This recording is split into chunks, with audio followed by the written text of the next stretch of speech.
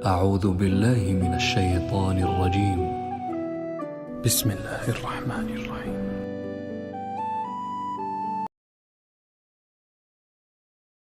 آیت نمبر 25 سے 23 تک میں پھر حضرت نوح علیہ السلام اور ان کی قوم کے حالات بیان ہوئے کہ نوح علیہ السلام نے جب اپنی قوم کو توحید کی دعوت دی اور انکار پر عذاب الہی سے ڈرایا تو قوم کے سرداروں نے ان سے کہا، بھلا کیا کہا؟ کہنے لگے آپ تو ہم جیسے بشر ہیں،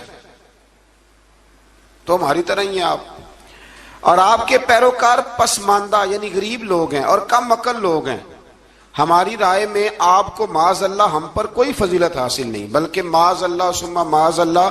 کہنے لگے آپ تو جھوٹے ہیں، اللہ کے نبی کو کہہ رہے ہیں معاذ اللہ، استغفر اللہ۔ نوح علیہ السلام نے جواب دیا کہ میں اپنے رب کی جانب سے واضح دلیل رکھتا ہوں اور اس نے مجھے رحمت سے نوازا ہے، لیکن تم میرے مقام کو سمجھنے کی صلاحیت نہیں رکھتے، تم اتنی صلاحیت رکھتے نہیں ہو۔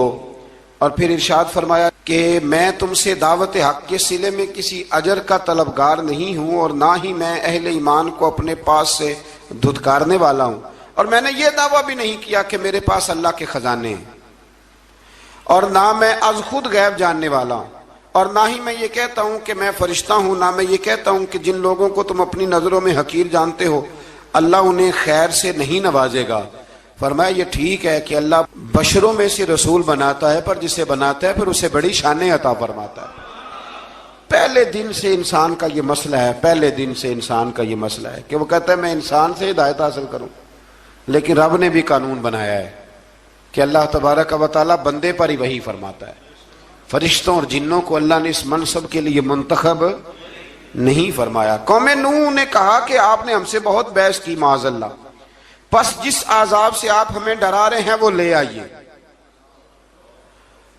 تو نوح علیہ السلام نے کہا کہ اللہ چاہے گا تو تم پر عذاب بھی آئی جائے گا۔ آیت نمبر 37 سے 47 میں بتایا کہ اللہ تعالیٰ کی طرف سے نوح علیہ السلام کو حکم ہوا کہ ہماری نگرانی میں اور ہماری وحی کے مطابق آپ کشتی بنائیے، اور ظالموں کے بارے میں ہم سے کوئی بات نہ کریں۔ حضرت نوح کی خواہش تھی کہ یا اللہ انہیں بھی معاف کر دے، فرمایا یہ ظالم ہے تو میرے نبی ان کے بارے میں مجھ سے کوئی بات نہ کریں، وہ ضرور غرق ہو جائیں گے۔ پھر وہ کشتی بنانے لگے، اور جب ان کی قوم کے سردار ان کے پاس سے گزرتے تو ان کا مذاق اڑاتے۔ یہ آپ کیا کر رہے ہیں؟ آج بھی وزیر مشیر بڑے بڑے لوگ اللہ ماشاءاللہ دینداروں کا مذاق اڑاتے نہیں؟ اڑاتے ہیں کہ نہیں اڑاتے مذاق؟ یہ کن کا طریقہ ہے؟ یہ تو قرآن مجید کہہ رہا ہے کہ حضرت نوح کی قوم جو کافر تھی ان کا طریقہ ہے اہل ایمان کا مذاق اڑانا۔ تو وہ مذاق اڑانے لگے۔ نوح علیہ السلام نے کہا کہ وہ وقت آنے والا ہے کہ جب تمہارا مذاق اڑایا جائے گا اور تمہیں پتہ چل جائے گا کہ رسوا کن عذاب کس پر آئے گا۔ اللہ تعالیٰ نے فرمایا جب ہمارا حکم عذاب آ پہنچا اور تندور ابلنے لگا، تندور سے آگ نکلا کرتی ہے، پانی نہیں نکلا کرتا، پر نوح علیہ السلام کی قوم پر جب عذاب آیا تو پانی تندور سے نکلا، تندور سے اللہ نے پانی نکالا، جہاں سے پانی نکلا نہیں کرتا، تندور ابلنے لگا۔ اللہ اکبر۔ تو اللہ تبارک و تعالیٰ نے فرمایا تو ہم نے نوح علیہ السلام سے کہا کہ آپ خود اور اپنے گھر والوں کے ساتھ اس کشتی میں سوار ہو جائیں اور اہل ایمان کو بھی سوار کر لیں، اور ہر چیز کے جوڑے یعنی نر اور مادہ کو سوار کر لیں۔ اور ان کے ساتھ ایمان والے بہت کام تھے۔ حضرت نوح علیہ السلام دعائیں پڑھتے ہوئے سوار ہو گئے۔ پھر کیا ہوا؟ کشتی انہیں پہاڑوں جیسی موجوں میں لے جا رہی تھی کہ نوح علیہ السلام الگ کھڑے ہوئے اپنے بیٹے سے فرمانے لگے یا بیٹے ہمارے ساتھ کشتی میں سوار ہو جا اور کافروں کے ساتھ نہ رہو۔ اس نے یعنی نوح علیہ السلام کے بیٹے نے کہا کہ میں آپ کے ساتھ نہیں بیٹھوں گا، ابھی کوئی پہاڑ آئے گا تو میں پہاڑ کی پناہ لے لوں گا۔ اگر کسی نیک آدمی کا بیٹا کبھی غلط نکل آئے تو اس کا مطلب یہ نہیں کہ اس نے تربیت ٹھیک نہیں کی، ہاں یہ اعتراض چھوڑ دیں، اس لیے کہ نوح علیہ السلام کا بیٹا کافر ہو گیا، اور جب سیلاب نظر آیا تو اس سے کہا کہ آجا سوار ہو جا، تو کہنے لگا میں نہیں بیٹھوں گا، میں تو کسی پہاڑ کی پناہ لے لوں گا اور میں اس کے اندر چھپ جاؤں گا اور وہ پہاڑ مجھے پانی سے بچا لے گا۔ نوح علیہ السلام نے کہا آج اللہ کے حکم کے سوا کوئی بچانے والا نہیں ہے سوائے اس کے جس پر اللہ رحم فرمائے۔ پھر ان دونوں کے درمیان موج حائل ہو گئی، ایسے ایک موج اٹھی اور حضرت نوح کا بیٹا ڈوب گیا۔ اور جب حضرت نوح کا بیٹا ڈوبا، اللہ کی طرف سے حکم ہوا اے زمین اپنا پانی نگل لے، اے آسمان تھم جا، پانی خشک ہو گیا۔ اللہ کا فیصلہ نافذ ہو گیا اور کشتی کوہ جودی پر ٹھہر گئی۔ نوح علیہ السلام نے اللہ سے التجا کی، کیا میرے پروردگار میرا بیٹا اور میرے اہل سے ہے، اور تیرا وعدہ سچا ہے کہ تو میرے اہل کو بچا لے گا۔ اللہ نے فرمایا نوح وہ آپ کے اہل میں سے ہے ہی نہیں، وہ آپ کے اہل میں سے ہے ہی نہیں۔ اہل میں سے وہ ہوگا جو آپ کے طریقے پہ چلے گا، جو طریقے پہ نہ چلے وہ نسل میں سے ہے ہی نہیں، وہ ختم ہو گئی بات۔ اللہ اکبر۔ اس کے اعمال ٹھیک نہیں، جس بات کی حقیقت کا آپ کو معلوم نہ ہو اس کے بارے میں سوال نہ کریں۔ تو نوح علیہ السلام نے اللہ تعالیٰ سے اپنی اس اجتہادی خطا پر مغفرت اور رحم کی دعا کی۔ پھر طوفان نوح تھم جانے کے بعد وہ سلامتی کے ساتھ اتر گئے۔ اجتہادی خطا میں نے ایک لفظ بولا ہے، یہ اجتہادی خطا کا مطلب یہ ہے کہ بعض اوقات انبیاء سے ایسی باتیں سرزد ہو جاتی ہیں کہ جو تعلیم امت کے لیے ضروری ہوتی ہیں، تاکہ لوگوں کو پتہ چل جائے کہ اللہ کی بارگاہ میں توبہ کیسے کرنی۔ اگر وہ لوگ توبہ نہ کرتے تو ہمیں توبہ کے طریقے سمجھ میں، یعنی ان سے اجتہادی خطا ہو گئی، کہنے میں کرنے میں کوئی ایسی بات ہو گئی جو بظاہر اللہ تعالیٰ کی رضا والی، تو فوراً معافی مانگ لیتے تھے۔ لیکن اب امتی اٹھ کے کہے کہ نبی گناہ گار ہے معاذ اللہ۔ حضرت آدم نے دعا مانگی تھی نا، ربنا ظلمنا انفسنا، اے اللہ ہم نے اپنی جانوں پر ظلم کیا۔ انہوں نے کہا تھا تو اگر کوئی بندہ حضرت آدم کو ظالم کہے گا تو کافر ہو جائے گا، تو اگر وہ کہے کہ وہ تو خود کہہ رہے ہیں، ایک بندہ اڑ جاتا ہے کہتے ہیں جو خود کہہ رہے ربنا ظلمنا، تو خدا کے بندے وہ اللہ کے نبی ہیں، وہ رب سے کہہ رہے ہیں، وہ عاجزی کے طور پر کہہ رہے ہیں۔ کچھ لوگ اڑ جاتے کہتے ہیں خود حضور نے کہا ہے جی انا بشر مثلکم، میں تمہاری طرح کا بشر ہوں، خود نبی پاک نے کہا ہے۔ عجیب بیوقوف بندے ہو، نبی کریم تو کہہ سکتے ہیں پر امتی اٹھ کے نہیں کہہ سکتا۔ اس نے تو کہنا ہے وہ حبیب اللہ ہے، اس نے تو کہنا ہے وہ قیامت میں شفاعت کرنے والے ہیں، امتی نے تو کہنا ہے وہ سارے نبیوں کے سردار ہیں، وہ امام الانبیاء ہیں۔ امتی وہ لفظ ادا کرے گا جو اس کے بنتے ہیں۔ اب کوئی بندہ اٹھ کے کہہ دے، دیکھے نا ایک بہت بڑا عالم تقریر کرتے ہوئے کہے جی میں تو ان پڑھ آدمی ہوں، تو اس کا شاگرد کہے کہ استاد جی قسم اٹھائے ہاں آپ نے تقریر میں کہا نہیں میں ان پڑھ ہوں، آپ تو ان پڑھ ہے، تو یہ بات ادب ہے کہ بے ادبی ہے؟ چلیں اس سے آگے چلتے ہیں، یہ بھی ذرا مشکل سے سمجھ میں آئے گی۔ ایک اور بات جو جلدی سمجھ میں آ جائے گی، ایم این اے جب اعلان کرتا ہے، تقریر کرتا ہے، الیکشن لڑتا ہے، تو کہتا نہیں میں قوم کا خادم ہوں، کہتے ہیں نا کہ میں قوم کا خادم سے آپ کیا کچھ کراتے ہو؟ سارے کام کراتے ہیں نا۔ خادم کو بندہ یہ بھی کہہ لیتا ہے کہ جھاڑو دے دے گلی میں، کہتے ہو کہ نہیں کہتے؟ تو اس نے بھی تو سپیکر میں کہا میں خادم ہوں، کہو اس سے کہ جھاڑو دے گلی میں آ کے، پھر پتہ کیا حال ہوگا؟ جھاڑو تو نہیں آئے گا اور ہو سکتا ہے کچھ ہے آ جائے۔ تو اس لیے اب کوئی بندہ کہے جی انہوں نے خود کہا ہے، تو ایک کچھ پوری جماعت ہے لوگوں کی جو بات کو سمجھتی نہیں، کہتے ہیں خود کہا ہے میں بشر ہوں، انہوں نے خود کہا میں غیب نہیں جانتا، انہوں نے خود کہا میرے پاس خزانہ کوئی نہیں، انہوں نے خود کہا میرے پاس کوئی شے نہیں۔ تو اس لیے آپ سمجھیں کسی کے لفظوں پر اگر آپ گرا لگا کے بیٹھیں گے تو پھر اس سے بے ادبی ہوگی۔ تو نوح علیہ السلام نے اللہ سے اپنی اجتہادی خطا کی معافی مانگی۔ اب حضرت نوح کو کوئی خطا کار کہے گا تو بہت بڑا مجرم بن جائے گا، اس لیے کہ وہ اللہ کے نبی ہیں۔ آیت نمبر 50 میں قوم عاد کا ذکر ہے، اور ان کی طرف دعوت توحید دینے کے لیے اللہ تعالیٰ نے حضرت ہود علیہ السلام کو بھیجا۔ ہود علیہ السلام نے قوم سے کہا کہ میں تم سے کسی چیز کا اجر طلب نہیں کروں گا، میرا اجر میرے اللہ کی بارگاہ میں ہے، پس تم اپنے رب سے بخشش مانگو، پھر اس کی بارگاہ میں توبہ کرو، اللہ تعالیٰ تم پر موسلا دار بارش برسائے گا اور تمہاری قوت میں اضافہ فرمائے گا۔ قوم عاد نے دعوت حق کو رد کیا اور ایمان نہ لائے، بلکہ ہود علیہ السلام پر طنز کیا۔ وہ کہنے لگے کہ ہمارے تو معبودوں نے، ہمارے بتوں نے معاذ اللہ آپ کو پاگل بنا دیا ہے، آپ کو مجنون بنا دیا ہے، الٹا حضرت ہود کو کہنے لگے، اس لیے آپ ایسی باتیں کرتے ہیں۔ ہود علیہ السلام نے کہا میں اللہ کو گواہ بناتا ہوں اور تم بھی گواہ رہنا کہ میں تمہارے شرک سے بری ہوں، اور میں اللہ پر توکل کرتا ہوں، اور میں نے رسالت کا حق ادا کر دیا ہے۔ آیت نمبر 58 میں اللہ تعالیٰ نے فرمایا جب ہمارے عذاب کا وقت آ گیا تو ہم نے اپنی رحمت سے ہود اور ان کے ساتھ مومنوں کو نجات عطا کی۔ قوم عاد نے اللہ کی نشانیاں اور رسولوں کو جھٹلایا اور دنیا اور آخرت میں لعنت کے حقدار ہوئے۔ آیت نمبر 61 میں پھر سے حضرت صالح علیہ السلام اور ان کی قوم سمود کے حالات کو بیان کیا گیا۔ حضرت صالح نے کہا ہے میری قوم اللہ وحدہ لا شریک کی عبادت کرو، اس سے بخشش طلب کرو، اس کی بارگاہ میں توبہ کرو، اس نے تمہیں زمین سے پیدا کیا ہے، اس پر آباد کیا ہے۔ جواب دیا ہے صالح ہمارے آباء و اجداد کے معبودوں کی عبادت کو روکنے سے پہلے ہمیں آپ سے بڑی امیدیں تھیں، اور اب آپ ہمیں روکنے لگ گئے ہیں باپ دادا کے دین سے، لیکن اب ہمیں آپ کی دعوت کے بارے میں شکوک ہیں۔ صالح علیہ السلام نے اپنی قوم سے کہا کہ یہ اللہ کی اونٹنی ہے اور یہ تمہارے لیے نشانی ہے، اسے چرنے کے لیے آزاد چھوڑ دو اور اسے تکلیف نہ دینا۔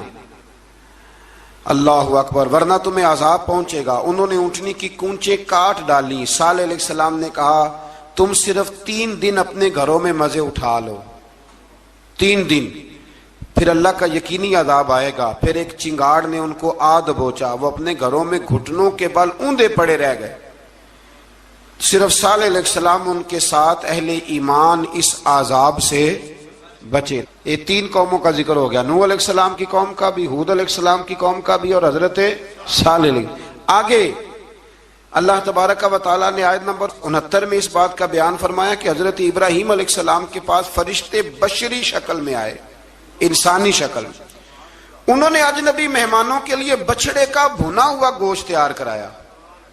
آپ یقین کریں کچھ باتیں لوگ ایسی بیان کرتے ہیں کہ جن کو نہ سن کے بندے کا دل کرتا ہے کہ اس بندے کو بتائیں کہ یار یہاں تو دین سارا پڑھ۔ ایک صاحب مجھے کہنے لگے جی میں ایک پیر صاحب کے پاس گیا تھا تو بڑی مرغن غذائیں تھیں، انہوں نے میری بڑی خدمت کی پر مجھے نہیں اچھا لگا، پیروں کو چاہیے سادی روٹی رکھیں۔ میں کہ تو پیراں واسطے لسٹ بنا خاں انہوں نے کس طرح دا ہونا چاہیے۔ یہ بہت بڑی مصیبت ہے، اگر آپ سادہ کھانا کھلا دیں تب بھی اعتراض ہے، اچھا کھلا دیں کہنے رولا ہے کوئی پیر چوکھے مالدار میں، دونوں طرف سے مسئلہ۔ تو کہنے لگا جی نہیں پیروں کا کیا کام ہے، وہ کڑائیاں اور وہ سارے۔ تو پھر میں نے انہیں کہا کہ آپ اس طرح کریں، گھر جا کے نا تو 12ویں سپارے کی تلاوت کریں۔ حضرت ابراہیم نے اپنے مہمانوں کے لیے بھونا ہوا کھانا تیار فرمایا تھا۔ تو آپ کیا کہیں گے کہ حضرت ابراہیم درویش نہیں تھے؟ عجیب بات ہے بھائی، آپ ہر بات میں ہٹ جاتے ہیں۔ دین ہم نے وہ لینا ہے جو اللہ کا قرآن ہمیں دیتا ہے اور رسول اللہ کی حدیث ہمیں دیتی ہے۔ جب انہوں نے دیکھا کہ مہمان کھانے کی طرف ہاتھ نہیں بڑھا رہے تو ان کو ڈر محسوس ہوا۔ حضرت ابراہیم کو فرشتوں نے کہا کہ ہمیں قوم لوط علیہ السلام کے عذاب کے لیے بھیجا گیا ہے۔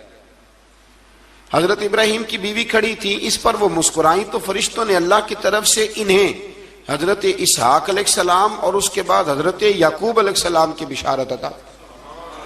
اسحاق علیہ السلام حضرت ابراہیم کے بیٹے ہیں اور یعقوب علیہ السلام پوتے ہیں، اور یعقوب علیہ السلام کے بیٹے یوسف علیہ السلام۔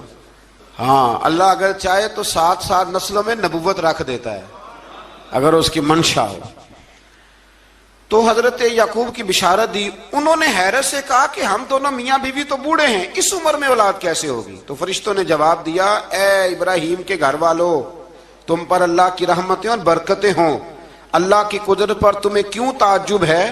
اللہ فرماتا ہے کہ بیٹے کی بشارت سن کر ابراہیم کا خوف دور ہو گیا اور پھر وہ قوم لوط کے بارے میں گفتگو کرنے لگے۔ ابراہیم بہت بردبار، اللہ سے آہوزاری کرنے والے اور اس کی طرف رجوع کرنے والے تھے۔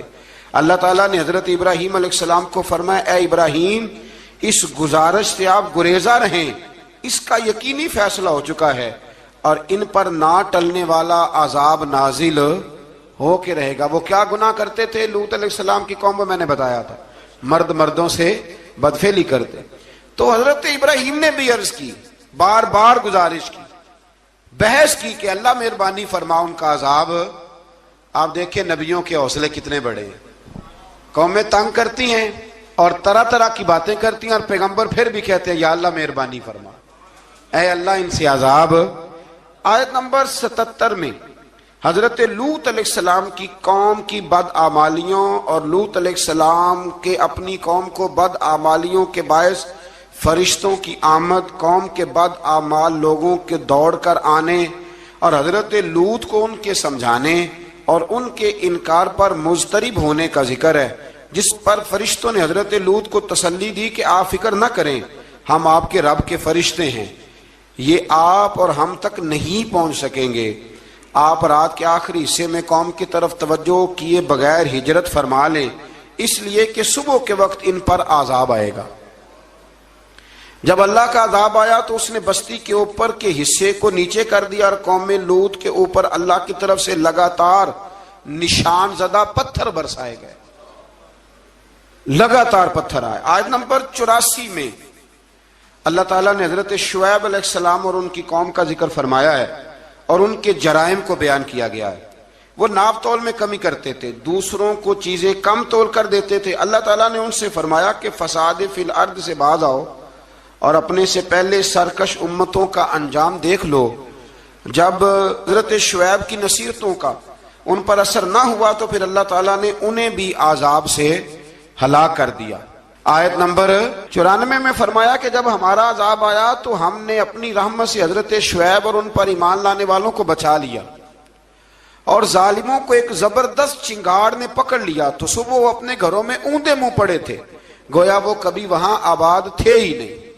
آیت نمبر 96 میں حضرت موسیٰ علیہ السلام کو عطا کیے جانے والے 9 معجزات کا ذکر ہے۔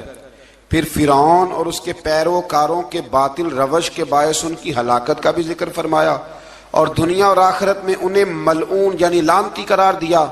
جن بستیوں کو اللہ تعالیٰ نے ہلاک کیا ان میں سے بعض کے آثار موجود ہیں اور بعض کے آثار تک معدوم ہو چکے، ان میں سے ہر بستی والے اپنے ظلم کے باعث ہی ہلاک ہوئے۔ اللہ تعالیٰ کسی پر ظلم نہیں فرماتا، لوگ خود اپنی جانوں پر ظلم کرتے ہیں۔ جو شخص عذاب آخرت سے ڈرتا ہے اس کے لیے اس میں نشانیاں موجود ہیں۔ آیت نمبر 106 سے اللہ تعالیٰ نے انجام کے اعتبار سے لوگوں کی 2 قسمیں بیان کی، 2 قسمیں فرمایا، ایک ہیں سعادت مند لوگ اور دوسرے ہیں بدبخت۔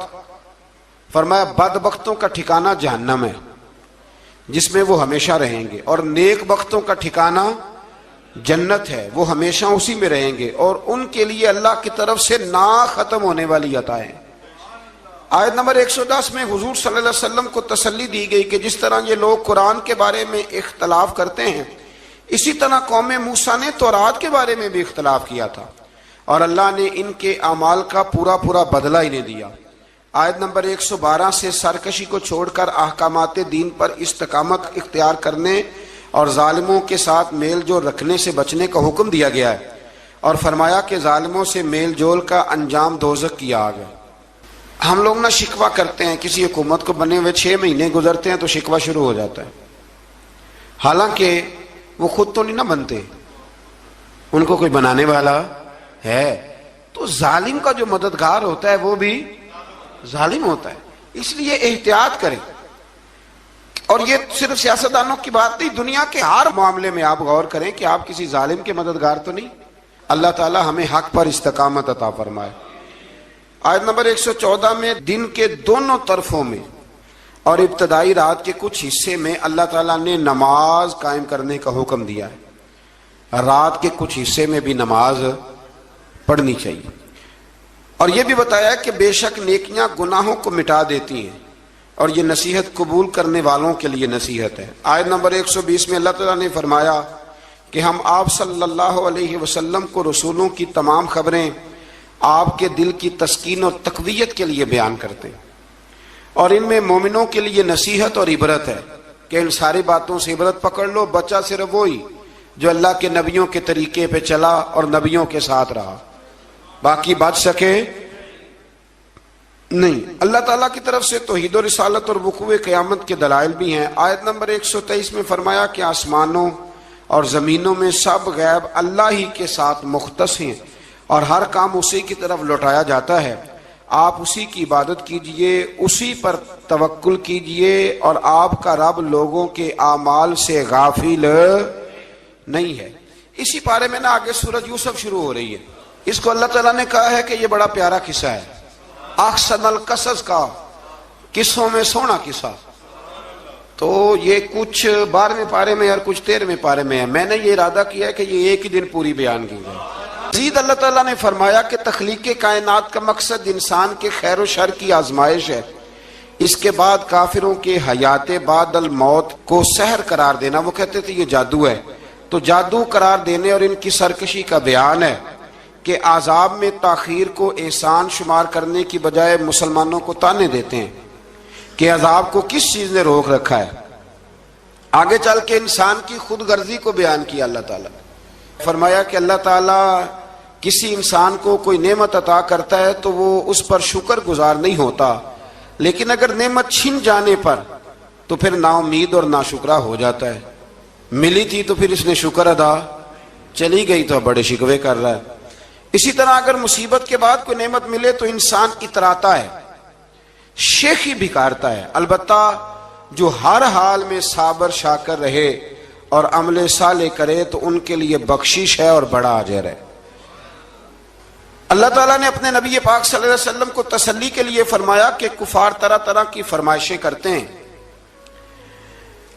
کہتے ہیں کہ آپ پر کوئی خزانہ کیوں نازل نہیں کیا گیا؟ آپ اور آپ کے صحابہ غربت میں وقت گزارتے ہیں تو معاذ اللہ یہ وہ تانا دیتے تھے کہ کوئی خزانہ کیوں نہیں نازل کیا گیا، اور آپ کی تائید کے لیے فرشتہ کیوں نہ اترا. آپ اس پر تنگ دل نہ ہوں، آپ کا کام تو صرف لوگوں کو عذاب الہی سے ڈرانا ہے. اس صورت میں بھی قرآن کریم کے کلام الہی ہونے کا انکار کرنے والے کو چیلنج دیا گیا ہے کہ اپنے تمام حمیتیوں کو ملا لو اور قرآن پاک جیسی 10 صورتیں بنا کے دکھاؤ، لیکن بنا سکتے؟ آیت نمبر 15 میں ارشاد فرمایا کہ دنیا اور اس کی زینت کے طلبگاروں کو ان کے اعمال کا اجر اسی دنیا میں مل جائے گا، لیکن آخرت میں پھر ان کا کوئی حصہ نہیں ہوگا. اجر آخرت کے اعتبار سے ان کے اعمال باطل ہو جائیں گے. آیت نمبر 17 میں قرآن کی حقانیت کا انکار کرنے والوں کے لیے نار جہنم کی وعید کا ذکر ہے، اور قرآن کے اللہ کی جانب سے حق ہونے اور بغیر کسی شک کے اس پر ایمان لانے کا ذکر ہے. اس کے بعد اللہ تعالیٰ پر جھوٹ باندھنے والوں اور اللہ کے رستے سے روکنے والوں کا ذکر کیا گیا کہ قیامت کے دن ان پر گواہ پیش ہوں گے کہ یہ اپنے رب پر جھوٹ باندھتے تھے، اور ان پر اللہ کی لعنت، ان کے لیے دوہرے عذاب اور آخرت میں ان کی یقینی ناکامی کا ذکر ہے. یہاں ایک بات آپ سے بھی عرض کروں، ہم بھی کئی دفعہ نا بھولے پان میں کہہ دیتے اللہ نے یہ بھی تو فرمایا نا جی قرآن میں، تو جب تک آپ پڑھ نہیں لیتے یا سن نہیں لیتے تب تک یہ جملہ بولنے کی ضرورت ہے. اسی طرح نبی پاک علیہ السلام نے فرمایا جس نے مجھ پر جھوٹ باندھا، جھوٹی حدیث بیان کی، وہ میں نے کہا ہی نہیں تھا پر اس نے جھوٹی حدیث بیان کی، تو حضور فرماتے اس نے حدیث نہیں سنائی بلکہ اپنا جہنم کے اندر مکان بنا لیا ہے. تو قرآن و سنت کے معاملے میں جس چیز کا علم نہ ہو، جس کی پوری خبر نہ ہو، آپ اس کے حوالے سے کوئی بات کر سکتے؟ احتیاط کریں، بہت احتیاط کریں. آیت نمبر 23 میں بتایا کہ جو ایمان لائے اور جنہوں نے نیک کام کیے اور اپنے رب کے حضور عاجزی کی تو یہ لوگ ہمیشہ جنت میں رہیں گے. مزید فرمایا کہ مومن اور کافر کی مثال ایسی ہے جیسے اندھا اور بینا. مومن گویا دیکھنے والا ہے اور کافر گویا اندھا ہے اور بہرا اور سننے کی صلاحیت رکھنے والا. آیت نمبر 25 سے 23 تک میں پھر حضرت نوح علیہ السلام اور ان کی قوم کے حالات بیان ہوئے کہ نوح علیہ السلام نے جب اپنی قوم کو توحید کی دعوت دی اور انکار پر عذاب الہی سے ڈرایا تو قوم کے سرداروں نے ان سے کہا، بھلا کیا کہا؟ کہنے لگے آپ تو ہم جیسے بشر ہیں، تو ہماری طرح ہی ہیں آپ، اور آپ کے پیروکار پسماندہ یعنی غریب لوگ ہیں اور کم عقل لوگ ہیں. ہماری رائے میں آپ کو معاذ اللہ ہم پر کوئی فضیلت حاصل نہیں، بلکہ معاذ اللہ ثم معاذ اللہ. کہنے لگے آپ تو جھوٹے ہیں، اللہ کے نبی کو کہہ رہے ہیں معاذ اللہ، استغفر اللہ. نوح علیہ السلام نے جواب دیا کہ میں اپنے رب کی جانب سے واضح دلیل رکھتا ہوں اور اس نے مجھے رحمت سے نوازا ہے، لیکن تم میرے مقام کو سمجھنے کی صلاحیت نہیں رکھتے، تم اتنی صلاحیت رکھتے نہیں ہو. اور پھر ارشاد فرمایا کہ میں تم سے دعوت حق کے صلے میں کسی اجر کا طلبگار نہیں ہوں اور نہ ہی میں اہل ایمان کو اپنے پاس سے دھتکارنے والا ہوں، اور میں نے یہ دعویٰ بھی نہیں کیا کہ میرے پاس اللہ کے خزانے ہیں.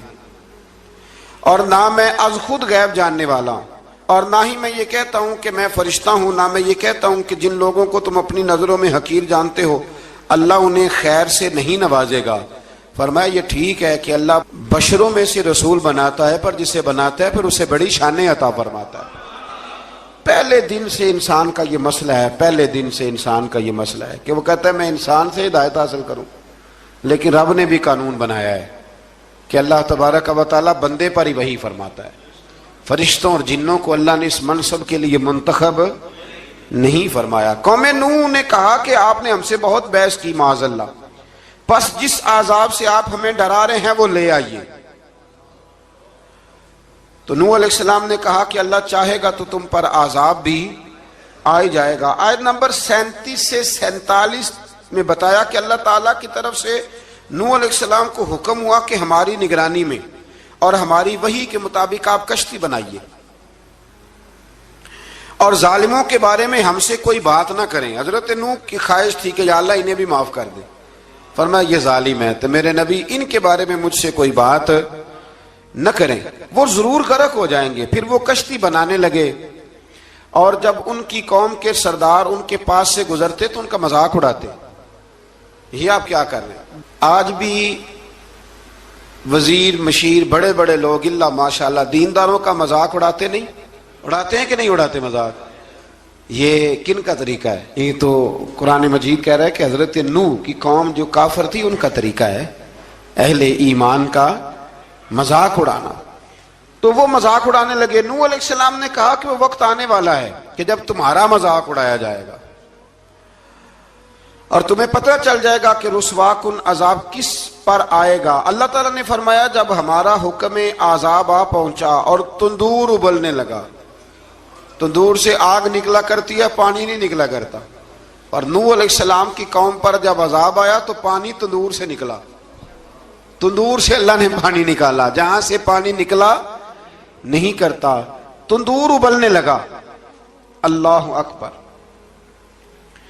تو اللہ تبارک و تعالیٰ نے فرمایا تو ہم نے نوح علیہ السلام سے کہا کہ آپ خود اور اپنے گھر والوں کے ساتھ اس کشتی میں سوار ہو جائیں اور اہل ایمان کو بھی سوار کر لیں، اور ہر چیز کے جوڑے یعنی نار اور مادہ کو سوار کر لیں۔ اور ان کے ساتھ ایمان والے بہت کام تھے۔ حضرت نوح علیہ السلام دعائیں پڑھتے ہوئے سوار ہو گئے۔ پھر کیا ہوا؟ کشتی انہیں پہاڑوں جیسی موجوں میں لے جا رہی تھی کہ نوح علیہ السلام الگ کھڑے ہوئے اپنے بیٹے سے فرمانے لگے یا بیٹے ہمارے ساتھ کشتی میں سوار ہو جا اور کافروں کے ساتھ نہ رہو۔ اس نے یعنی نوح علیہ السلام کے بیٹے نے کہا کہ میں آپ کے ساتھ نہیں بیٹھوں گا، ابھی کوئی پہاڑ آئے گا تو میں پہاڑ کی پناہ لے لوں گا۔ اگر کسی نیک آدمی کا بیٹا کبھی غلط نکل آئے تو اس کا مطلب یہ نہیں کہ اس نے تربیت ٹھیک نہیں کی، ہاں یہ اعتراض چھوڑ دیں، اس لیے کہ نوح علیہ السلام کا بیٹا کافر ہو گیا۔ اور جب سیلاب نظر آیا تو اس سے کہا کہ آجا سوار ہو جا، تو کہنے لگا میں نہیں بیٹھوں گا، میں تو کسی پہاڑ کی پناہ لے لوں گا اور میں اس کے اندر چھپ جاؤں گا اور وہ پہاڑ مجھے پانی سے بچا لے گا۔ نوح علیہ السلام نے کہا آج اللہ کے حکم کے سوا کوئی بچانے والا نہیں ہے سوائے اس کے جس پر اللہ رحم فرمائے۔ پھر ان دونوں کے درمیان موج حائل ہو گئی، ایسے ایک موج اٹھی اور حضرت نوح کا بیٹا ڈوب گیا۔ اور جب حضرت نوح کا بیٹا ڈوبا اللہ کی طرف سے حکم ہوا اے زمین اپنا پانی نگل لے، اے آسمان تھم جا، پانی خشک ہو گیا، اللہ کا فیصلہ نافذ ہو گیا اور کشتی کوہ جودی پر ٹھہر گئی۔ نوح علیہ السلام نے اللہ سے التجا کی کیا میرے پروردگار میرا بیٹا اور میرے اہل سے ہے اور تیرا وعدہ سچا ہے کہ تم میرے اہل کو بچا لے گا۔ اللہ نے فرمایا نوح وہ آپ کے اہل میں سے ہے ہی نہیں، وہ آپ کے اہل میں سے ہے ہی نہیں۔ اہل میں سے وہ ہوگا جو آپ کے طریقے پہ چلے گا، جو طریقے پہ نہ چلے وہ نسل میں سے ہے ہی نہیں، وہ ختم ہو گئی بات۔ اللہ اکبر۔ اس کے اعمال ٹھیک نہیں، جس بات کی حقیقت کا آپ کو معلوم نہ ہو اس کے بارے میں سوال نہ کریں۔ تو نوح علیہ السلام نے اللہ تعالیٰ سے اپنی اس اجتہادی خطا پر مغفرت اور رحم کی دعا کی۔ پھر طوفان نوح تھم جانے کے بعد وہ سلامتی کے ساتھ اتر گئے۔ اجتہادی خطا میں نے ایک لفظ بولا ہے، یہ اجتہادی خطا کا مطلب یہ ہے کہ بعض اوقات انبیاء سے ایسی باتیں سرزد ہو جاتی ہیں کہ جو تعلیم امت کے لیے ضروری ہوتی ہیں۔ تاکہ لوگوں کو پتہ چل جائے کہ اللہ کی بارگاہ میں توبہ کیسے کرنی. اگر وہ لوگ توبہ نہ کرتے تو ہمیں توبہ کے طریقے سمجھ میں، یعنی ان سے اجتہادی خطا ہو گئی، کہنے میں کرنے میں کوئی ایسی بات ہو گئی جو بظاہر اللہ تعالیٰ کی رضا والی، تو فوراً معافی مانگ لیتے تھے. لیکن اب امتی اٹھ کے کہے کہ نبی گناہ گار ہے معاذ اللہ. حضرت آدم نے دعا مانگی تھی نا، ربنا ظلمنا انفسنا، اے اللہ ہم نے اپنی جانوں پر ظلم کیا. انہوں نے کہا تھا تو اگر کوئی بندہ حضرت آدم کو ظالم کہے گا تو کافر ہو جائے گا. تو اگر وہ کہے کہ وہ تو خود کہہ رہے ہیں، ایک بندہ اڑ جاتا ہے، کہتے ہیں تو خود کہہ رہے ربنا ظلمنا، تو خدا کے بندے وہ اللہ کے نبی ہیں، وہ رب سے کہہ رہے ہیں، وہ عاجزی کے طور پر کہہ رہے ہیں. کچھ لوگ اڑ جاتے کہتے ہیں خود حضور نے کہا ہے جی انا بشر مثلکم، میں تمہاری طرح کا بشر ہوں، خود نبی پاک نے کہا ہے. عجیب بیوقوف بندے ہو، نبی کریم تو کہہ سکتے ہیں پر امتی اٹھ کے نہیں کہہ سکتا. اس نے تو کہنا ہے وہ حبیب اللہ ہے، اس نے تو کہنا ہے وہ قیامت میں شفاعت کرنے والے ہیں. امتی نے تو کہنا ہے وہ سارے نبیوں کے سردار ہیں، وہ امام الانبیاء ہیں. امتی وہ لفظ ادا کرے گا جو اس کے بنتے ہیں. اب کوئی بندہ اٹھ کے کہہ دے، دیکھے نا ایک بہت بڑا عالم تقریر کرتے ہوئے کہے جی میں تو ان پڑھ آدمی ہوں، تو اس کا شاگرد کہے کہ استاد جی قسم اٹھائے ہاں آپ نے تقریر میں کہا نہیں میں ان پڑھ ہوں، آپ تو ان پڑھ ہے. تو یہ بات ادب ہے کہ بے ادبی ہے؟ چلیں اس سے آگے چلتے ہیں، یہ بھی ذرا مشکل سے سمجھ میں آئے گی. ایک اور بات جو جلدی سمجھ میں آ جائے گی، ایم این اے جب اعلان کرتا ہے، تقریر کرتا ہے، الیکشن لڑتا ہے، تو کہتا نہیں میں قوم کا خادم ہوں. کہتے ہیں نا کہ میں قوم کا خادم. سے آپ کیا کچھ کراتے ہو؟ سارے کام کراتے ہیں نا. خادم کو بندہ یہ بھی کہہ لیتا ہے کہ جھاڑو دے دے گلی میں، کہتے ہو کہ نہیں کہتے؟ تو اس نے بھی تو سپیکر میں کہا میں خادم ہوں. کہو اس سے کہ جھاڑو دے گلی میں آ کے، پھر پتہ کیا حال ہوگا؟ جھاڑو تو نہیں آئے گا اور ہو سکتا ہے کچھ ہے آ جائے. تو اس لیے اب کوئی بندہ کہے جی انہوں نے خود کہا ہے، تو ایک کچھ پوری جماعت ہے لوگوں کی جو بات کو سمجھتی نہیں. کہتے ہیں خود کہا ہے میں بشر ہوں، انہوں نے خود کہا میں غیب نہیں جانتا، انہوں نے خود کہا میرے پاس خزانہ کوئی نہیں، انہوں نے خود کہا میرے پاس کوئی شے نہیں. تو اس لیے آپ سمجھیں کسی کے لفظوں پر اگر آپ گرا لگا کے بیٹھیں گے تو پھر اس سے بے ادبی ہوگی. تو نوح علیہ السلام نے اللہ سے اپنی اجتہادی خطا کی معافی مانگی. اب حضرت نوح کو کوئی خطا کار کہے گا تو بہت بڑا مجرم بن جائے گا، اس لیے کہ وہ اللہ کے نبی ہیں. آیت نمبر 50 میں قوم عاد کا ذکر ہے اور ان کی طرف دعوت توحید دینے کے لیے اللہ تعالیٰ نے حضرت ہود علیہ السلام کو بھیجا. ہود علیہ السلام نے قوم سے کہا کہ میں تم سے کسی چیز کا اجر طلب نہیں کروں گا، میرا اجر میرے اللہ کے بارگاہ میں ہے. پاس تم اپنے رب سے بخشش مانگو، پھر اس کی بارگاہ میں توبہ کرو، اللہ تعالیٰ تم پر موسلا دھار بارش برسائے گا اور تمہاری قوت میں اضافہ فرمائے گا. قوم عاد نے دعوت حق کو رد کیا اور ایمان نہ لائے، بلکہ ہود علیہ السلام پر طنز کیا.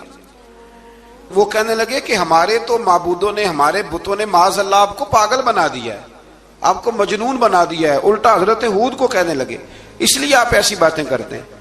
ہود علیہ السلام نے کہا میں اللہ کو گواہ بناتا ہوں اور تم بھی گواہ رہنا کہ میں تمہارے شرک سے بری ہوں اور میں اللہ پر توکل کرتا ہوں اور میں نے رسالت کا حق ادا کر دیا ہے. آیت نمبر 58 میں اللہ تعالیٰ نے فرمایا جب ہمارے عذاب کا وقت آ گیا تو ہم نے اپنی رحمت سے ہود اور ان کے ساتھ مومنوں کو نجات عطا کی. قوم عاد نے اللہ کی نشانیاں اور رسولوں کو جھٹلایا اور دنیا اور آخرت میں لعنت کے حقدار ہوئے. آیت نمبر 61 میں پھر سے حضرت صالح علیہ السلام اور ان کی قوم سمود کے حالات کو بیان کیا گیا. حضرت صالح نے کہا ہے میری قوم اللہ وحدہ لا شریک کی عبادت کرو، اس سے بخشش طلب کرو، اس کی بارگاہ میں توبہ کرو، اس نے تمہیں زمین سے پیدا کیا ہے، اس پر آباد کیا ہے. جواب دیا ہے صالح ہمارے آباء و اجداد کے معبودوں کی عبادت کو روکنے سے پہلے ہمیں آپ سے بڑی امیدیں تھیں اور اب آپ ہمیں روکنے لگ گئے ہیں باپ دادا کے دین سے، لیکن اب ہمیں آپ کی دعوت کے بارے میں شکوک ہیں. صالح علیہ السلام نے اپنی قوم سے کہا کہ یہ اللہ کی اونٹنی ہے اور یہ تمہارے لیے نشانی ہے، اسے چرنے کے لیے آزاد چھوڑ دو اور اسے تکلیف نہ دینا. اللہ اکبر، ورنہ تمہیں عذاب پہنچے گا. انہوں نے اونٹنی کی کونچیں کاٹ ڈالی. صالح علیہ السلام نے کہا تم صرف 3 دن اپنے گھروں میں مزے اٹھا لو، 3 دن، پھر اللہ کا یقینی عذاب آئے گا. پھر ایک چنگاڑ نے ان کو آ دبوچا، وہ اپنے گھروں میں گھٹنوں کے بل اوندے پڑے رہ گئے. صرف صالح علیہ السلام ان کے ساتھ اہل ایمان اس عذاب سے بچے. یہ 3 قوموں کا ذکر ہو گیا، نوح علیہ السلام کی قوم کا بھی، ہود علیہ السلام کی قوم کا بھی، اور حضرت صالح علیہ. آگے اللہ تبارک و تعالیٰ نے آیت نمبر 69 میں اس بات کا بیان فرمایا کہ حضرت ابراہیم علیہ السلام کے پاس فرشتے بشری شکل میں آئے، انسانی شکل میں. انہوں نے اجنبی مہمانوں کے لیے بچڑے کا بھنا ہوا گوشت تیار کرایا. آپ یقین کریں کچھ باتیں لوگ ایسی بیان کرتے ہیں کہ جن کو نہ سن کے بندے کا دل کرتا ہے کہ اس بندے کو بتائیں کہ یار یہاں تو دین سارا پڑھ. ایک صاحب مجھے کہنے لگے جی میں ایک پیر صاحب کے پاس گیا تھا تو بڑی مرغن غذائیں تھیں، انہوں نے میری بڑی خدمت کی پر مجھے نہیں اچھا لگا، پیروں کو چاہیے سادی روٹی رکھیں.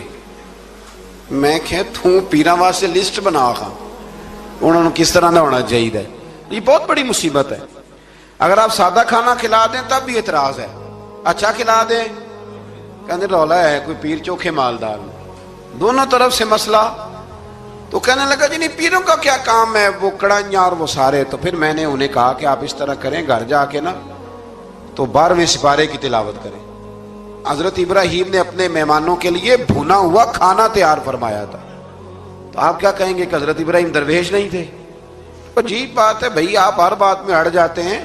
دین ہم نے وہ لینا ہے جو اللہ کا قرآن ہمیں دیتا ہے اور رسول اللہ کی حدیث ہمیں دیتی ہے. جب انہوں نے دیکھا کہ مہمان کھانے کی طرف ہاتھ نہیں بڑھا رہے تو ان کو ڈر محسوس ہوا.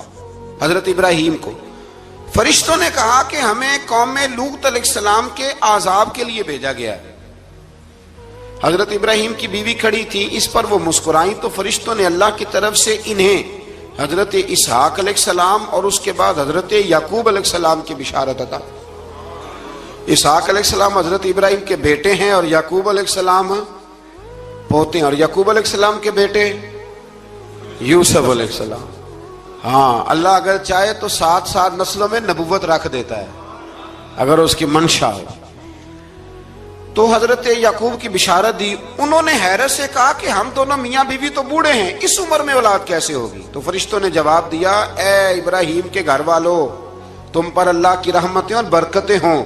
اللہ کی قدرت پر تمہیں کیوں تعجب ہے؟ اللہ فرماتا ہے کہ بیٹے کی بشارت سن کر ابراہیم کا خوف دور ہو گیا اور پھر وہ قوم لوط کے بارے میں گفتگو کرنے لگے. ابراہیم بہت بردبار، اللہ سے آہوزاری کرنے والے اور اس کی طرف رجوع کرنے والے تھے. اللہ تعالیٰ نے حضرت ابراہیم علیہ السلام کو فرمایا اے ابراہیم اس گزارش سے آپ گریزاں رہیں، اس کا یقینی فیصلہ ہو چکا ہے اور ان پر نہ ٹلنے والا عذاب نازل ہو کے رہے گا. وہ کیا گناہ کرتے تھے؟ لوط علیہ السلام کی قوم میں میں نے بتایا تھا، مرد مردوں سے بدفعلی کرتے. تو حضرت ابراہیم نے بھی عرض کی، بار بار گزارش کی، بحث کی کہ اللہ مہربانی فرما ان کا عذاب. آپ دیکھیں نبیوں کے حوصلے کتنے بڑے ہیں. قومیں تنگ کرتی ہیں اور طرح طرح کی باتیں کرتی ہیں اور پیغمبر پھر بھی کہتے ہیں یا اللہ مہربانی فرما، اے اللہ ان سے عذاب. آیت نمبر 77 میں حضرت لوط علیہ السلام کی قوم کی بدعمالیوں اور لوط علیہ السلام کے اپنی قوم کو بدعمالیوں کے باعث فرشتوں کی آمد، قوم کے بدعمال لوگوں کے دوڑ کر آنے اور حضرت لوط کو ان کے سمجھانے اور ان کے انکار پر مضطرب ہونے کا ذکر ہے، جس پر فرشتوں نے حضرت لوط کو تسلی دی کہ آپ فکر نہ کریں، ہم آپ کے رب کے فرشتے ہیں، یہ آپ اور ہم تک نہیں پہنچ سکیں گے. آپ رات کے آخری حصے میں قوم کی طرف توجہ کیے بغیر ہجرت فرما لیں، اس لیے کہ صبح کے وقت ان پر عذاب آئے گا. جب اللہ کا عذاب آیا تو اس نے بستی کے اوپر کے حصے کو نیچے کر دیا اور قوم لوط کے اوپر اللہ کی طرف سے لگاتار نشان زدہ پتھر برسائے گئے، لگاتار پتھر آئے. آیت نمبر 84 میں اللہ تعالیٰ نے حضرت شعیب علیہ السلام اور ان کی قوم کا ذکر فرمایا ہے اور ان کے جرائم کو بیان کیا گیا ہے. وہ ناپ تول میں کمی کرتے تھے، دوسروں کو چیزیں کم تول کر دیتے تھے. اللہ تعالیٰ نے ان سے فرمایا کہ فساد فی الارض سے باز آؤ اور اپنے سے پہلے سرکش امتوں کا انجام دیکھ لو. جب حضرت شعیب کی نصیحتوں کا ان پر اثر نہ ہوا تو پھر اللہ تعالیٰ نے انہیں بھی عذاب سے ہلاک کر دیا. آیت نمبر 94 میں فرمایا کہ جب ہمارا عذاب آیا تو ہم نے اپنی رحمت سے حضرت شعیب اور ان پر ایمان لانے والوں کو بچا لیا اور ظالموں کو ایک زبردست چنگاڑ نے پکڑ لیا تو صبح وہ اپنے گھروں میں اوندے منہ پڑے تھے، گویا وہ کبھی وہاں آباد تھے ہی نہیں۔ آیت نمبر 96 میں حضرت موسیٰ علیہ السلام کو عطا کیے جانے والے 9 معجزات کا ذکر ہے۔ پھر فرعون اور اس کے پیروکاروں کے باطل روش کے باعث ان کی ہلاکت کا بھی ذکر فرمایا، اور دنیا اور آخرت میں انہیں ملعون یعنی لعنتی قرار دیا۔ جن بستیوں کو اللہ تعالیٰ نے ہلاک کیا ان میں سے بعض کے آثار موجود ہیں اور بعض کے آثار تک معدوم ہو چکے۔ ان میں سے ہر بستی والے اپنے ظلم کے باعث ہی ہلاک ہوئے۔ اللہ تعالیٰ کسی پر ظلم نہیں فرماتا، لوگ خود اپنی جانوں پر ظلم کرتے ہیں۔ جو شخص عذاب آخرت سے ڈرتا ہے اس کے لیے اس میں نشانیاں موجود ہیں۔ آیت نمبر 106 سے اللہ تعالیٰ نے انجام کے اعتبار سے لوگوں کی 2 قسمیں بیان کی، 2 قسمیں فرمایا، ایک ہیں سعادت مند لوگ اور دوسرے ہیں بدبخت۔ فرمایا بدبختوں کا ٹھکانہ جہنم ہے جس میں وہ ہمیشہ رہیں گے، اور نیک بختوں کا ٹھکانہ جنت ہے، وہ ہمیشہ اسی میں رہیں گے، اور ان کے لیے اللہ کی طرف سے نا ختم ہونے والی عطا ہے۔ آیت نمبر 110 میں حضور صلی اللہ علیہ وسلم کو تسلی دی گئی کہ جس طرح یہ لوگ قرآن کے بارے میں اختلاف کرتے ہیں، اسی طرح قوم موسیٰ نے تورات کے بارے میں بھی اختلاف کیا تھا، اور اللہ نے ان کے اعمال کا پورا بدلہ انہیں دیا۔ آیت نمبر 112 سے سرکشی کو چھوڑ کر احکامات دین پر استقامت اختیار کرنے اور ظالموں کے ساتھ میل جول رکھنے سے بچنے کا حکم دیا گیا ہے، اور فرمایا کہ ظالموں سے میل جول کا انجام دوزخ کی آگ ہے۔ ہم لوگ نہ شکوہ کرتے ہیں، کسی حکومت کو بنے ہوئے 6 مہینے گزرتے ہیں تو شکوہ شروع ہو جاتا ہے، حالانکہ وہ خود تو نہیں نہ بنتے، ان کو کوئی بنانے والا ہے۔ تو ظالم کا جو مددگار ہوتا ہے وہ بھی ظالم ہوتا ہے، اس لیے احتیاط کریں۔ اور یہ صرف سیاستدانوں کی بات نہیں، دنیا کے ہر معاملے میں آپ غور کریں کہ آپ کسی ظالم کے مددگار تو نہیں۔ اللہ تعالی ہمیں حق پر استقامت عطا فرمائے۔ آیت نمبر 114 میں دن کے دونوں طرفوں میں اور ابتدائی رات کے کچھ حصے میں اللہ تعالیٰ نے نماز قائم کرنے کا حکم دیا ہے، رات کے کچھ حصے میں بھی نماز پڑھنی چاہیے، اور یہ بھی بتایا کہ بے شک نیکیاں گناہوں کو مٹا دیتی ہیں، اور یہ نصیحت قبول کرنے والوں کے لیے نصیحت ہے۔ آیت نمبر 120 میں اللہ تعالیٰ نے فرمایا کہ ہم آپ صلی اللہ علیہ وسلم کو رسولوں کی تمام خبریں آپ کے دل کی تسکین اور تقویت کے لیے بیان کرتے ہیں، اور ان میں مومنوں کے لیے نصیحت اور عبرت ہے کہ ان ساری باتوں سے عبرت پکڑ لو۔ بچہ صرف وہی جو اللہ کے نبیوں کے طریقے پہ چلا اور نبیوں کے ساتھ رہا، باقی بچ سکے نہیں۔ اللہ تعالیٰ کی طرف سے توحید و رسالت اور وقوع قیامت کے دلائل بھی ہیں۔ آیت نمبر 123 میں فرمایا کہ آسمانوں اور زمینوں میں سب غیب اللہ ہی کے ساتھ مختص ہیں، اور ہر کام اسی کی طرف لوٹایا جاتا ہے۔ آپ اسی کی عبادت کیجئے، اسی پر توکل کیجئے، اور آپ کا رب لوگوں کے اعمال سے غافل نہیں ہے۔ اسی پارے میں نا آگے سورۃ یوسف شروع ہو رہی ہے، اس کو اللہ تعالیٰ نے کہا ہے کہ یہ بڑا پیارا قصہ ہے، احسن القصص کا، قصوں میں سونا قصہ۔ تو یہ کچھ 12ویں پارے میں اور کچھ 13ویں پارے میں ہے۔ میں نے یہ ارادہ کیا ہے کہ یہ ایک ہی دن پوری بیان کی جائے۔ ایک بزرگ کی بات لکھی جو تابعی ہیں، وہ فرماتے ہیں کہ ان بزرگوں کا طریقہ یہ تھا کہ وہ لوگوں سے چھپ کے نا پہاڑ کے پیچھے عبادت کرتے تھے، اور پوزیشن ان کی یہ تھی کہ کسی سے ملتے نہیں تھے، بالخصوص فجر کی نماز سے لے کر عصر کی نماز تک بکریاں رکھی ہوئی تھیں، ان کو چراتے رہتے تھے فرات کے کنارے اور نفل پڑھتے رہتے تھے۔ اس وقت کو ملنے بھی نہیں آتا تھا۔ ایک شخص بڑی دور سے ان کی شہرت سن کے آیا، میں نے تو ملنا ہے۔ لوگوں نے کہا وہ اس وقت نہیں ملتے، ناراض ہوتے ہیں۔ اس نے کہا اللہ کا بندہ ہے نا، ناراض ہو بھی جائے گا تو لمبا ناراض رہے گا نہیں، اللہ والے جلدی راضی ہو جاتے ہیں۔ پہنچ گئے، اب وہ بابا جی نماز پڑھ رہے تھے تو کہتے میں نے عجیب منظر دیکھا کہ بابا جی فرات کے کنارے نماز پڑھ رہے ہیں اور ایک بھیڑیا ان کی بکریوں کی حفاظت کر رہا ہے۔ کہتے میں حیران رہ گیا کہ بھیڑیا تو بکریاں کھایا کرتا ہے اور یہاں چرا رہا ہے۔ کہتے میں جب گیا تو بابا جی نوافل میں مشغول تھے، مجھے دیکھ کے کہنے لگا اس وقت کیوں آئے؟ میں نے کہا حضور اگر آئے گیا ہوں تو پھر مہربانی کرے قبول فرما لیں۔ میں بیٹھ گیا تو میں نے کہا حضور یہ بھیڑیا بکریاں چرا رہا ہے، بھیڑیا اور بکریے کی صلح کب سے ہو گئی؟ تو فرماتے ہیں لمبی تقریر نہیں، ہلکا سا جملہ फरमाने लगे जब से बकरियों के मालिक ने रब से सुलह कर ली है ना, तब से भेड़ियों ने भी बकरियों से सुलह कर ली है। बकरियों के मालिक ने रब से सुलह कर ली, गुनाह छोड़ दिए, उसकी फर्माबरदारी में आ गए। अब फिर उसे बकरियां चलाने की जरूरत नहीं रही। बकरियां ना अब भेड़िया चराता है। कहते हैं मेरे ऊपर कपकपी तारी हो गई बुजुर्गों की बात सुन के, और मुझे प्यास लगी और ख्वाहिश आई कि पता नहीं अब बाबा जी कुछ खिलाएं पिलाएंगे भी कि नहीं, बाबा जी कुछ खिलाएंगे भी कि नहीं।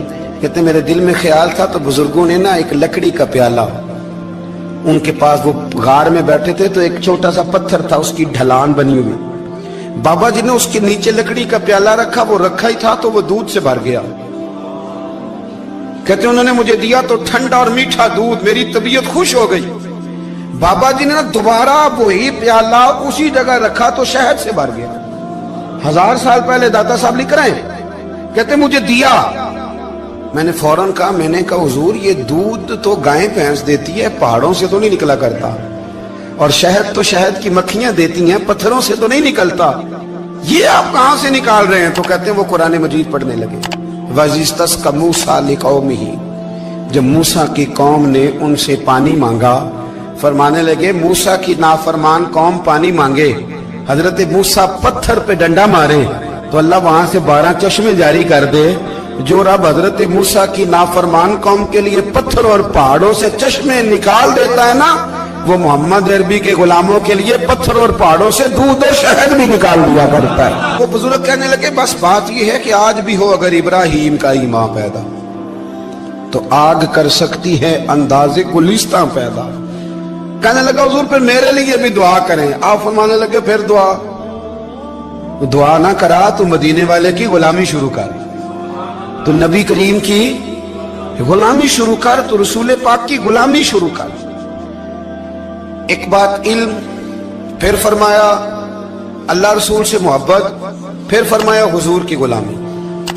इससे सारे मुकाशिफात खुलेंगे, इससे सारे मुशाहदात खुलेंगे, इसी से करामतें मिलेंगी, इसी से मकबूलियत होगी, इसी से अल्लाह नबी की बारगाह में दर्जा मिलेगा। फिर दाता साहब आगे बढ़ते और दाता साहब फरमाते सूफिया की एक जमात है जो कहती है हमने तो कभी अपनी जुबान पर दुख बयान ही नहीं किए, हर शय अपने रब रसूल के हवाले कर दी, हर शय अल्लाह रसूल के।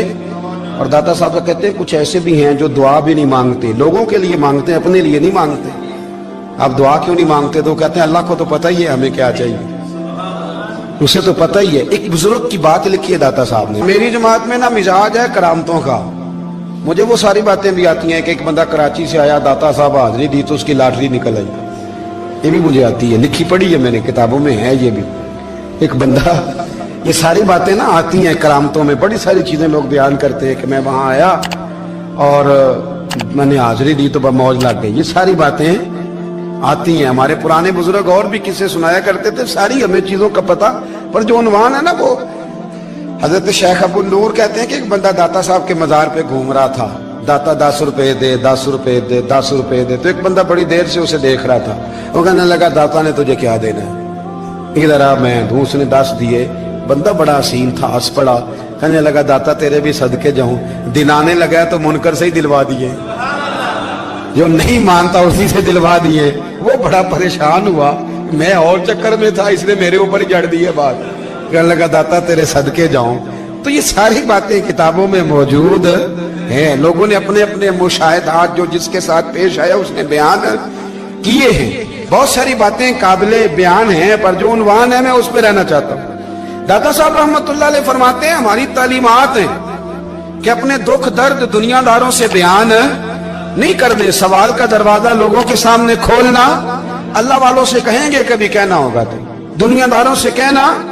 कहते हैं शेख अहमद नाम के बुजुर्ग थे, सारी जिंदगी किसी को काम नहीं बताया, सारी जिंदगी बड़ी मुश्किलात आई, पर कभी अपनी जात पर सवाल का दरवाजा नहीं खोला। एक ऐसी मुश्किल आई कि जो हल ही नहीं होती थी, किसी ने उन पर कोई इल्जाम लगा दिया। अबू मुस्लिम नाम का एक बादशाह था, उसकी हुकूमत थी, उसने पकड़ के कैद में डाल दिया। अब कैद में है, जुर्म लग गया है, फर्दे जुर्म आयद हो गई है, जेल में है। लोग कहने लगे हजरत जी अपनी सफाई में कुछ कहें। फरमाने लगे सारी जिंदगी बंदों से कुछ नहीं कहा, अल्लाह रसूल को पता है मैं बेगुनाह हूं, मुझे कहने की जरूरत नहीं। दाता गाजी बख्श अली हजवेरी ने लिखा है, दाता साहब कहते हैं तू यकीन कामिल तो पैदा कर, तू ईमान तो पुख्ता कर। दाता साहब कहते हैं वो अबू मुस्लिम जो बादशाह था वो नेक आदमी था, उसे रात को ख्वाब में नबी करीम की जियारत नसीब हुई और हुजूर सैयद आलम सल्लल्लाहु अलैहि वसल्लम फरमाने लगे तूने अल्लाह का एक नेक बंदा जेल में डाल दिया, डर नहीं आता, वो तो बेगुनाह है। बादशाह आधी रात को खुद उठा। दादा साहब फरमाते हैं किसी गार्ड को नहीं भेजा, पुलिस वाले को नहीं भेजा, जेलर से नहीं कहा, खुद गया, जाके जेल का दरवाजा खोला, दरवाजा खोल के उस दरवेश को आजाद किया, कहने लगा बाबा जाओ मुझे पता चल गया बेगुनाह है। बाबा जी सलाम करके जाने लगे तो बादशाह फिर आगे आया, हाथ बांधे, हाथ चूमे, कहने लगा हुजूर आप बड़े नेक हैं, मेरे लिए कोई हुक्म हो तो बताइएगा, मेरे लायक को खिदमत हो तो बताइएगा। तो शेख अहमद फरमाने लगे तुझे अभी भी समझ नहीं आई, तुझे अभी भी नहीं समझ आई। कहने लगा हुजूर क्या?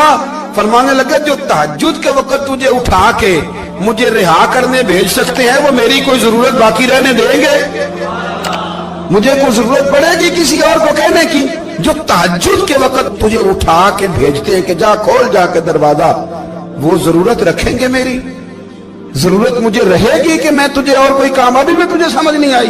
तो दाता अली अजमेरी रहमतुल्लाह अलैह फरमाते हैं असल में हमारी तबीयत है, हमने बंदों से दिल लगा लिया है, दिल अल्लाह रसूल से लगाओ, किसी बंदे से लगाना तो उससे लगाओ जो अल्लाह वाला हो।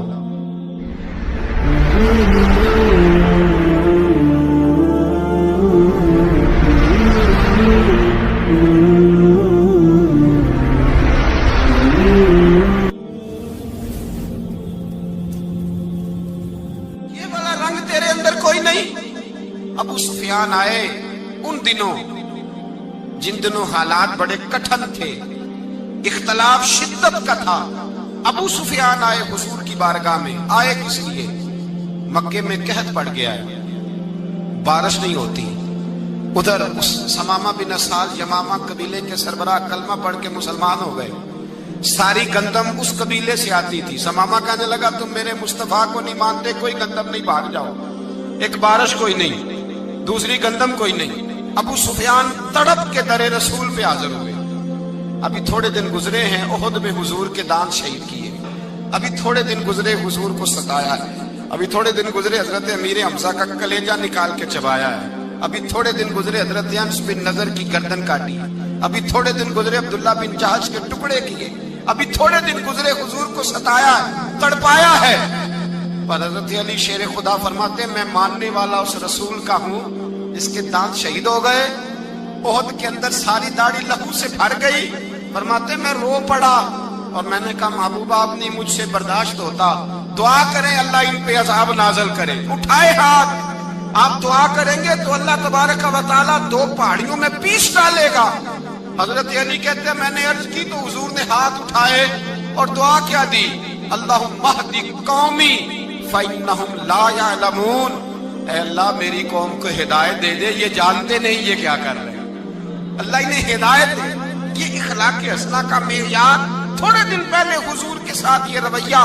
अबू सुफियान अब बेहाल हो गए, बच्चे भूख से मरने लगे, जानवर प्यास से मरने लगे। अबू सुफियान छुपता छुपाता कहने लगा चारा कोई नहीं, मुस्तफा के पास जाना ही पड़ेगा। अबू सुफियान मदीने पहुंच गए। जब पहुंचे ना तो अबू सुफियान की अपनी साहिबजादी हजरत उम्मे हबीबा उम्मुल मोमिनीन थी, रसूलुल्लाह की ज़ौजा थी। अबू सुफियान जब आए तो हजरत उम्मे हबीबा के पास सीधे उनके घर गए बेटी से मिलने।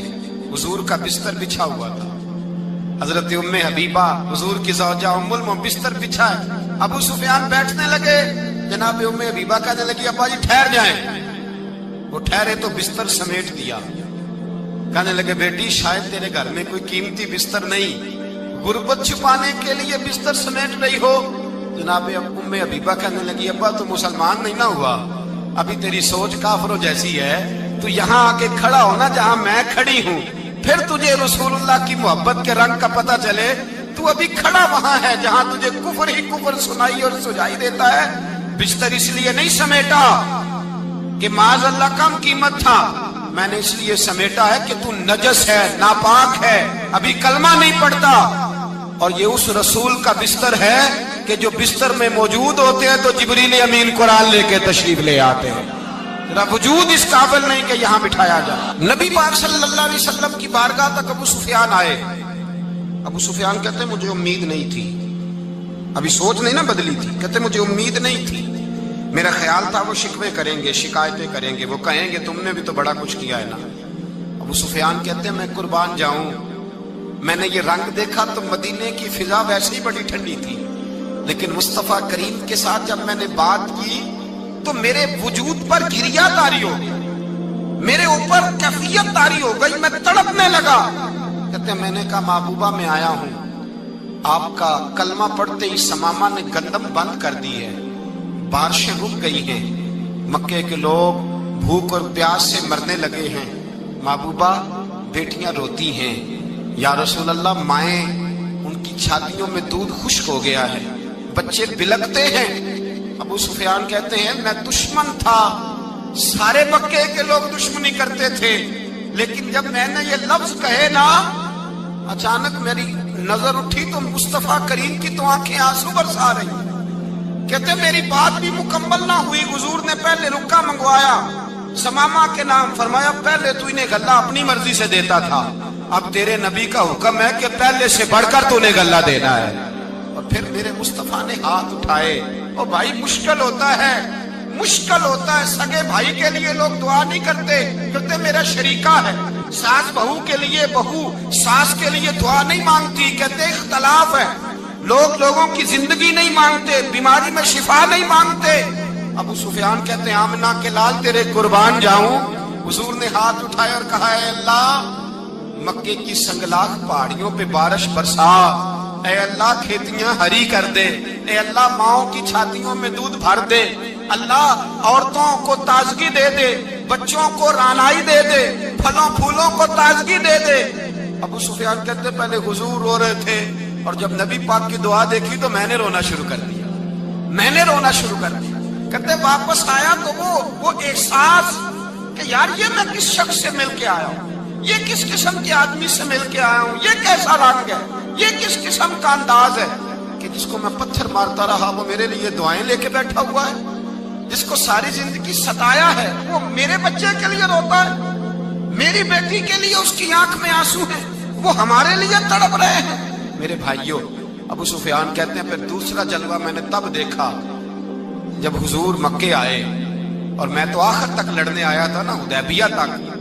کہتے ہیں جب رسول پاک مکے آئے اور حضور نے اعلان معافی کیا تو بنتا تو یہ تھا کہ مجھے سزا ملتی، لیکن میرے مصطفیٰ کریم نے فرمایا جو ابو سفیان کے گھر میں چلا جائے گا میں اسے معاف کر دوں گا۔ کہتے ہیں میں نے کہا یہ میرے لیے کس قسم کی سزا تجویز کی ہے کہ میں عمر بھر دشمنی کرتا رہا اور یہاں رنگ عجیب ہے۔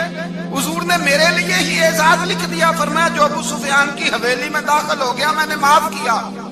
ابو سفیان کہتے ہیں پتہ نہیں کتنے پردے تھے جو اٹھ گئے، پتہ نہیں کتنی منزلیں تھیں جو طے ہو گئی، پتہ نہیں کتنے جلوے تھے جن کا نظارہ ہو گیا، اور میں نے غور سے چہرہ دیکھا تو میری آنکھوں سے پٹی اتر گئی اور مجھے عبداللہ کے یتیم بیٹے کے پیچھے محمد الرسول اللہ کے جلوے نظر آنے شروع ہو گئے۔